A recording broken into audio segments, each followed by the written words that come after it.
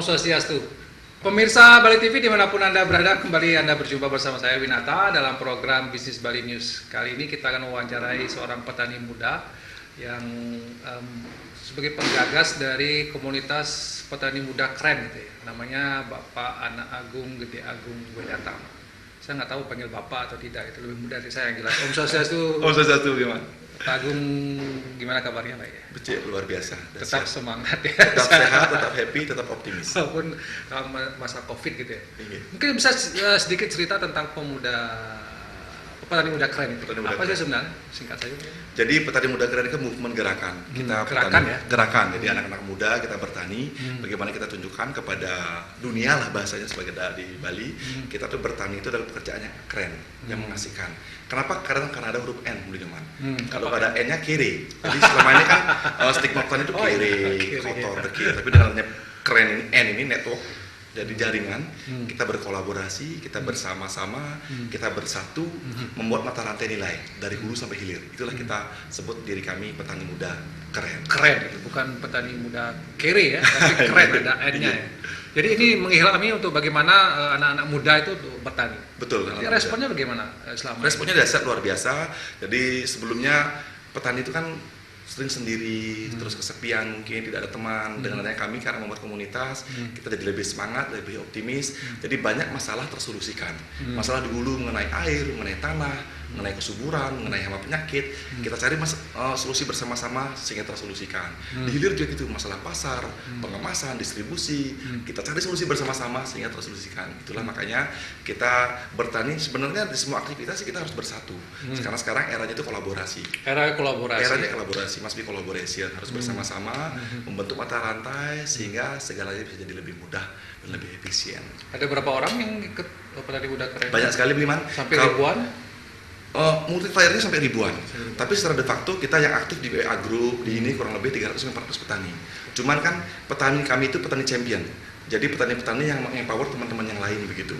Jadi kami fokus di bidang kami masing-masing. Petani jeruk fokus di jeruk, petani pepaya fokus di pepaya, stroberi fokus di stroberi, vanili di vanili, horti di horti. Jadi kita tajam di masing-masing bidang kita seperti itu. Oh gitu ya. Iya. Jadi ada kekhususan, ada spesialisasinya Iya, gitu ya, yang jeruk-jeruk gitu ya. Jeruk-jeruk, petani vanili, Itu horti, 300 itu yang padi-padi. seluruh Bali ya?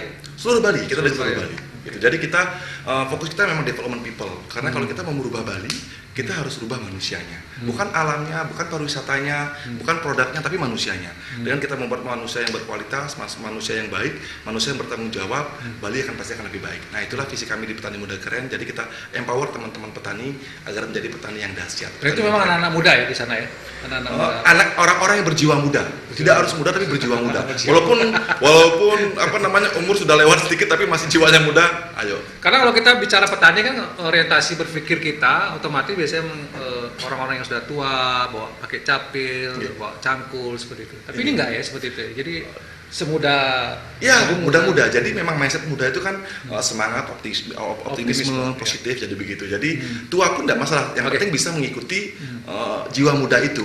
Karena kami di Petani Muda Keren pun bertaninya tetap pakai cangkul masih, tapi kita cangkul yang base-nya on IT gitu. Jadi based on IT ya? Iya, jadi pakai gadget gitu. Jadi kita sekarang sudah mekanisasi ke 2.0, 3.0, 4.0. Dulunya kita masih pakai manual, sekarang sudah pakai mekanisasi dengan traktor lah, dengan irigasi tetes. Terus kita juga mengarah sekarang ke 4.0.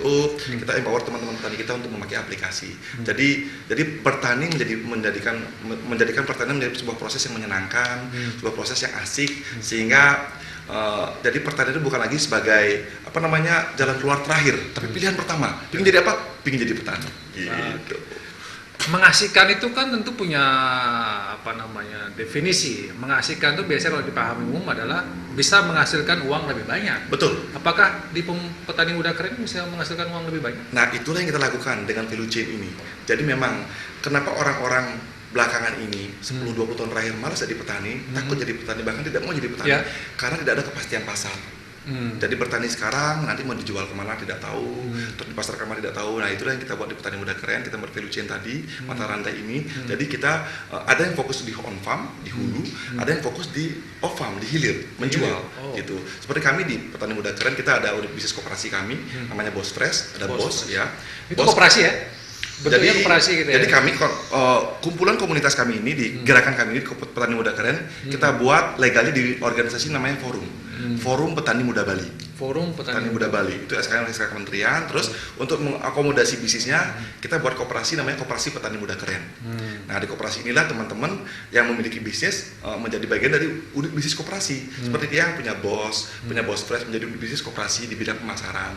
Ada teman-teman yang punya bulan agro, contohnya Beli Nengah, dia fokus di pembibitan. Ada di Bali Organikultur teman-teman, ada yang di lain-lain, ada yang buat pupuk. Nah itu menjadi unit bisnis koperasi ya, yang membackup kegiatan koperasi ini dari hulu sampai hilir. Jadi kami itu dari oleh untuk kami beli.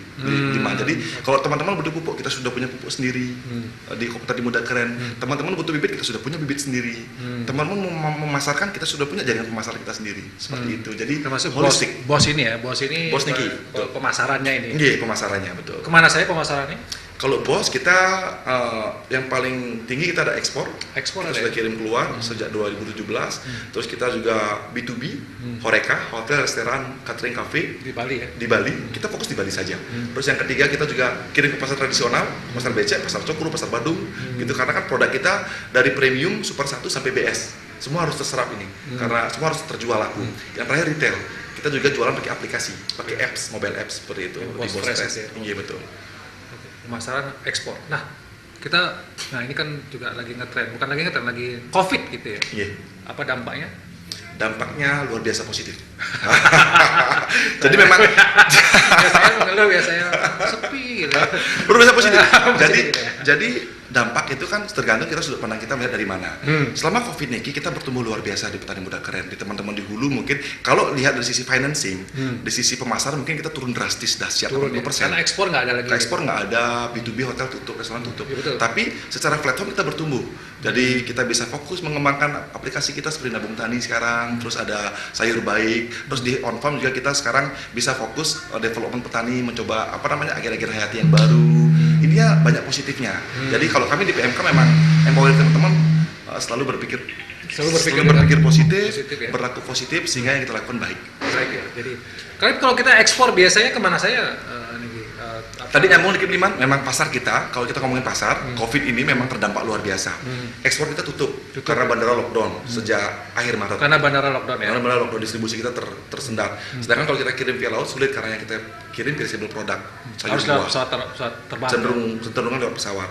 Yang kedua, hotel, restoran, kafe juga tutup karena tamu nggak ada, seperti itu. Terus yang ketiga, pasar tradisional juga sepi. Pembatasan jam kerja, buka jam 1, kemarin tutup jam 5 pagi, jadi sebentar sekali, lesu sekali. Sisa retail, sisa direct konsumen saja. Jadi untungnya kami di Bos Fresh, di Petani Muda Keren sudah membuat aplikasi sejak tahun lalu. Genap tahun ini setahun, 30 Juli. Pas kita wawancara ini ulang tahun ya. Genap Bos Fresh ini. Genap pas. Jadi kita pertama mulai, jadi saat COVID datang kita sudah siap. Sudah siap. Kalau kita bicara ekspor, kemana saya ini ekspornya? Ekspor kita rutin ke Cina.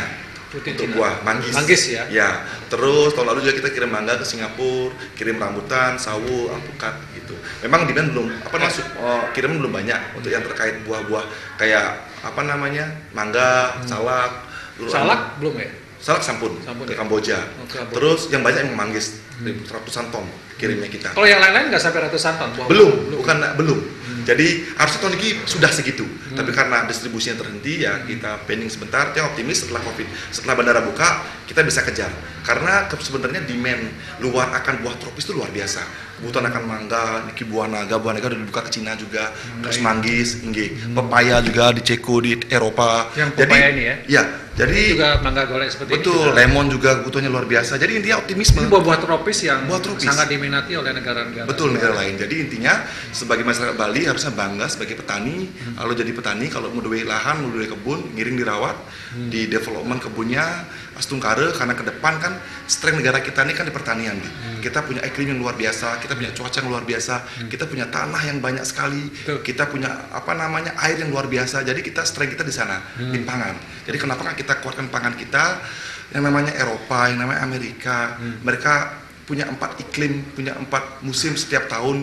Mereka cuma bisa bertani di musim summer saja gitu loh. Jadi kalau kita sepanjang tahun bisa. Sepanjang tahun. Jadi Eropa butuh makan, Timur Tengah butuh makan, Cina butuh makan, luar biasa demand-nya. Jadi ayo jadi petani. Penegasan kembali bahwa pada masa Covid ini sebenarnya demand atau permintaan dari negara-negara luar terhadap buah tropis sangat besar. Sangat besar.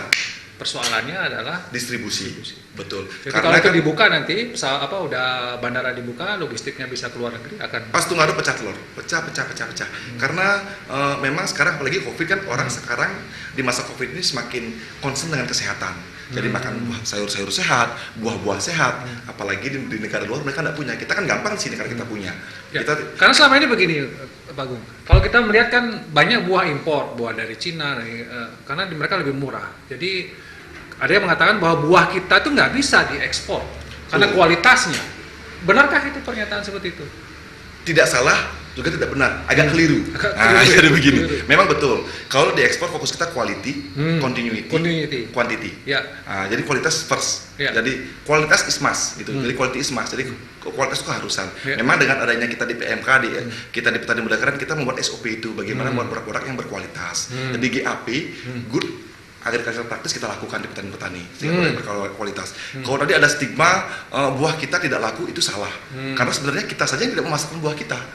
Gitu. Karena kita terlalu nyaman mengimpor gitu. Terlalu nyaman mengimpor. Ya, kurang atlet kita. Kurang atlet untuk ini eksportir gitu, yang makanya sekarang dari kementerian juga terus mengempower kami, ayo ekspor. Jadi sebenarnya supply kita luar biasa, demand juga luar biasa. Kadang-kadang kan kita nggak ketemu aja nih bayar sama suppliernya, saat ketemu langsung ada bisa jalan. Dan ada aplikasi juga ya untuk petani yang betul. Apa produknya mereka ada. Betul. Jadi kalau kita di Petani Muda Keren untuk bertani kita ada Farmer Apps, bisa di-download di namanya di Play Store. Farmer Apps ini membantu petani untuk bertani. Jadi kapan harus nyiram, kapan harus pupuk, semua nanti ada notifikasinya di Farmer Apps. Jadi gitu. Apps, ya. Jadi bertani lebih asik. Komunitas juga di sini bisa nanya-nanya tentang penyakit apa di sini. Bisa, ya? Nah, terus untuk penjualan kita ada Boss Fresh. Nah, ini Boss Fresh ini aplikasi untuk orang Bali, oleh orang Bali kepada orang Bali. Begini. Jadi benar-benar untuk kita. Yang pun lakukan ini cuma di Bali saja.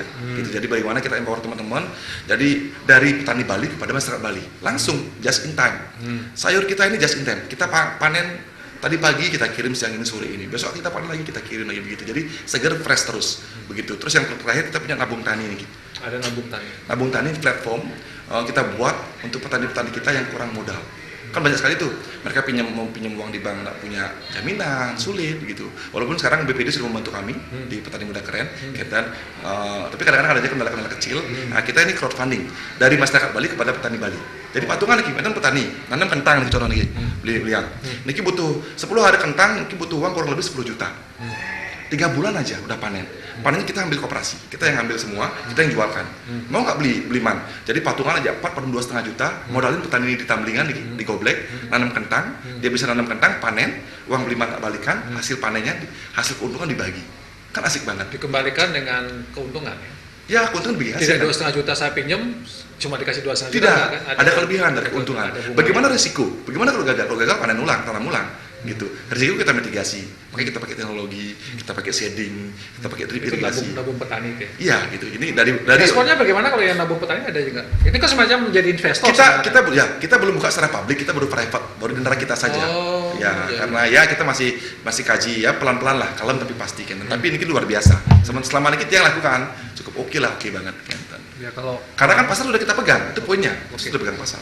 Oke, karena orangnya semangat sekali, saya yakin apa yang dilakukan. Tapi luar biasa karena waktu ya Pak Agung, saya memang agak surprise juga ada teman-teman seperti ini ya, petani muda keren ini. Mudah-mudahan apa yang bisa dilakukan ini memberikan manfaat yang cukup besar bagi masyarakat Bali. Ternyata menjadi petani sangat menguntungkan ya, Pak Agung ya. Bagaimana kita mengolahnya, manajemennya, itu yang paling penting. Dan mudah-mudahan ini bisa menjadi inspirasi kita bersama. Harus bersatu. Ya? Harus bersatu. Berkolaborasi. Sebagai orang Bali harus bersatu, sebagai petani Bali harus bersatu. Baik.